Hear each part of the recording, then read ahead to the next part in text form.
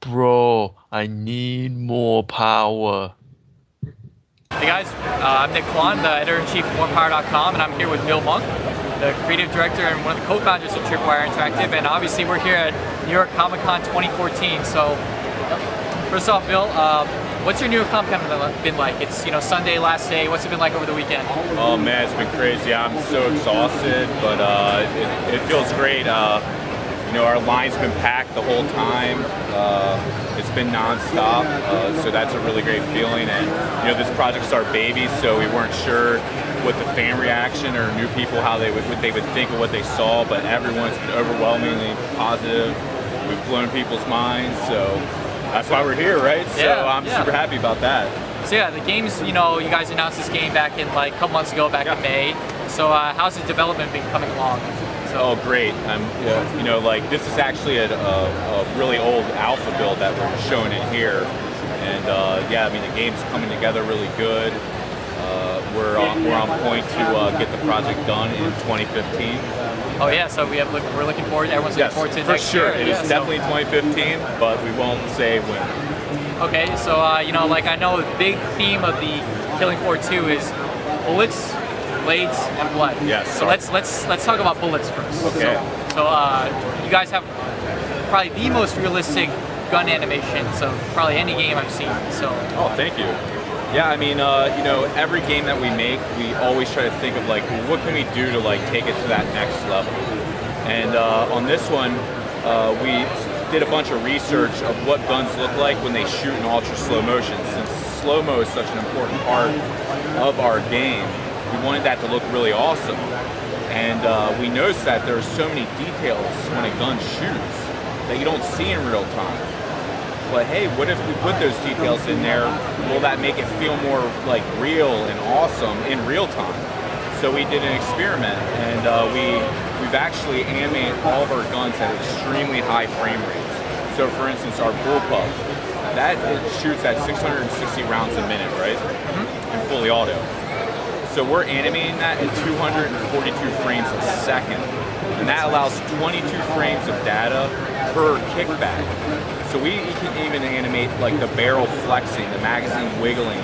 You see every bullet shoot out of the gun. You see the shells eject out of the chamber perfectly. And this is a level of fidelity and detail that I don't think anyone's ever seen in a first-person shooter yet. So we're really, really excited about it. I think definitely. I am personally. I know a lot of people that have been coming out and just the guns look amazing. Yeah. So, anyways, the second thing is blades. So the melee system. Yes. Overhaul very close from to my heart. Completely overhaul from the first game. Yeah. So.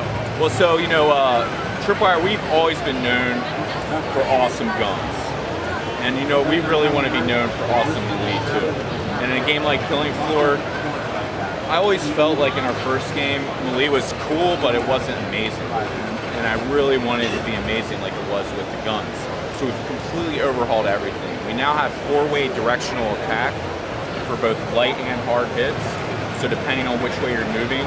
So if you want to cut a Z right down the middle, you just press forward, left or right click, bam, cut them right in half. We've also added block and parry. So what block will do is it'll mitigate damage if something's attacking you. And that's a skill that you can actually level up if you're a melee class. But if you can time it just right, you can actually parry the attack. You do it right as they're attacking. And this will actually throw the Z off, stumble them, and you can do a follow-up strike and take them out. And you can even, it's very dangerous to do, but you can even fight a flesh pound. You can actually battle a flesh pound. But if you mess up, it's not good. You're toast, pretty much, right? But it's, I'm sure someone on YouTube is going to do it. We're going to see somebody kill a flesh pound with the katana. It'll be amazing, but it is possible. All right, awesome. And then obviously the last thing is the blood. Yes. And you guys have what you call meat, right? Yes. So and massive evisceration and trauma. All right, I didn't mess it up yet. Yeah. So let's talk a little bit about the blood then. It was crazy that when you kill a Zed, the blood will stay there, throughout the entire rest of your playthrough. So how you guys, what went into that? That's crazy. Well, so for us, this is the holy grail of something we've wanted for 10 years. And in a game like Killing Floor, since you're killing so many things, it was really important to us to make that as cool and varied and unique as possible. So what we did is we've actually take a step back even from the blood. There's 22 zones on each set that you can blow off. In Killing Floor 1, we had 5 alone in the entire body. In Killing Floor 2, we had 5 just in the head itself. So we have that. Then we have over 90 unique animations per creature. Depending on where you hit them, they'll play that animation, blended with ragdoll physics randomly. So that allows for almost infinite variation on how it'll look with them dying and interacting with the environment.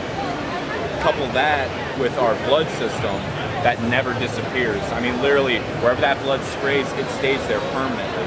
And we've actually got it to work where it doesn't affect performance at all, which I don't really know of another game that has that yet. I mean, there could be, but it's very unique. And in a game like Killing Floor, you can just imagine when you are playing with 6 people and you're fighting like 150 of these, all the blood in a everywhere, room, just everywhere. Now imagine you survive to the end of the game, how much blood and carnage and destruction is everywhere. I mean, it's just an amazing feeling. And you know, you talked about the animations, like all the Zeds have all these crazy animations. You guys actually did mocap for all of them pretty much. I mean, I've never, seen a game that has used that much motion capture, maybe The Last of Us, but do you, why did you guys decide to make it as, realistic as possible? Well, I'm an animator at heart. That's like a lot of my hands-on work. A lot of these creatures, a lot of the animations you see in there, my hands have touched them, and I love animation. And for me, animation is one of the most important parts in a video game to kind of immerse you into this world and to make things feel enjoyable and not necessarily real, but real in the world of where you're playing. And it's always been my dream to fully mocap a game. And I love hand animation too. Like that lends itself to a certain style, but we wanted the game to have a certain type of feel and a certain type of look to it. And even the crawlers, we could have hand animated them, and it would have been cool. But there's something unique about actually seeing having a person physically do that and then alter that motion. It just gives it such a cooler feel. So yeah, that's one thing. I mean, this is my baby project, man. I mean, you guys are building it from the ground up, right? Yeah, and this is the first one where we have a crew of people. We're going all out. We're being really smart with how we're developing and spending our money, but we actually have a budget for this, and we're an independent company too, which kind of gives us a cool edge where this game would have never existed, I think, if we had to work with a standard publisher. I'm not dissing publishers, but they would not allow us to spend a year and a half on nothing but blowing head chunks off of a creature because there's no game there. But we knew that was what was needed to make this game amazing. I mean, yeah, you brought up you guys are obviously an indie, developer, but I mean, what's it like been working with, Valve and their Steam platform? It's been that made Killing Floor so successful in the first place. Oh man, it's amazing. I will straight up say that if Valve did not exist and we didn't have Steam as a platform to sell our products, our company could never exist. Killing Floor would never be here. You would never have Red Orchestra. I am forever grateful for the genius of Valve. I'll always talk their praises. They even let you guys use the pyro in the first game. Oh yeah, I mean they're so cool. I mean, yeah, we just hit them up. We're like, hey, can we do any kind of cross thing? We'll make some hats. Can we put the pyro in game? They're like, yeah, that's cool. I mean, they're really laid back. I mean, a very smart group of people. Okay, and another big thing about Steam is obviously that Steam works. Killing Floor, what made the game successful is obviously the gamers, the community. It's sold nearly 3 million copies now. I mean, so Killing Floor 2 will be using Steamworks as well, right? Oh, absolutely. We've archetyped the game so that we can infinitely add content without bloating memory. And we're going to make it even easier for the modding community to add new content, new weapons, new creatures, worlds, even game modes. I mean, there are a lot of crazy stuff we never thought of that the community came up with, and we love that stuff. We're not trying to say this is Killing Floor, you can't touch it. We're saying, hey, you know what? Here's Killing Floor. It's a springboard. Now you make some stuff. Let's have some fun. Because it's just a fun game. I joke with the guys that our other title, Red Orchestra, that's about realism. But Killing Floor is about coolism. I know that sounds kind of cheesy. No, I think it works. It works. If it's cool, it works in Killing Floor, and that's the fun thing about this type of a project. Yeah, I mean, and on from your side, Tripwire side, the big thing that's new is the new perks and the new, features. I mean, when you guys were, developing this, what was the thought about that? Like, let's add new perks, let's add new. Yeah, so I mean, when we were looking at the development of Killing Floor, we didn't want to fix anything that wasn't broken. One thing that we felt that we didn't nail good in the first game was what it felt like when you leveled up. Like to get to level 6 on some of the perks was hell. I mean, it was not a fun experience, and there's no reason that needs to be that way. And we also looked at like some of the issues we had with some of the perks. For instance, our sharpshooter.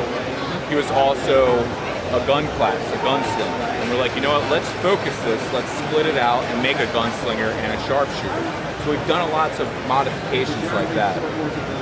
Another thing that we've done that we're super excited about is we've added a thing called skills.